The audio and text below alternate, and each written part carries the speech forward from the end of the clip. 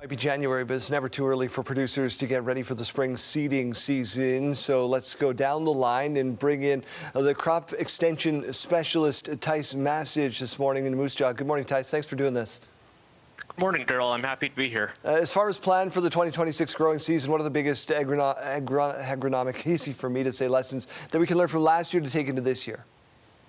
Yeah, so 2025 was a good year overall for crop production in the province. A lot of areas in the province had pretty much above average yields for what was expected. So many producers were happy with their yields, but there were still a few challenges that producers faced. Like, of course, in the Southwest, the big thing was it was dry most of the year and yields were not up to par in that part of the province. But then there was also plenty of agronomic challenges as well. Like there was plenty of insects, birth armyworms, cabbage seed pod weevil, Hessian fly, wheat stem sawfly, gophers. They caused notable damage in certain parts of the province. So those are some things that producers will want to monitor for and keep top of mind going into next year, especially birth armyworms.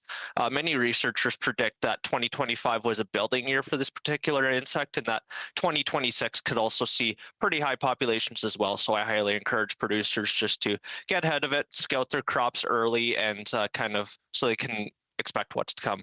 Tice, have we had enough snow in the province right now to keep producers happy? Yeah, I would say so. They would certainly take more just from a moisture perspective. Of course, more snow means there's going to be more snow melts getting into the soil in the spring. So I think producers would like more, but overall we're seeing quite a bit in lots of part of the province. So I don't know, I think levels are fairly reasonable right now. Is herbicide carryover a concern at this point? Should we be watching still while we seed?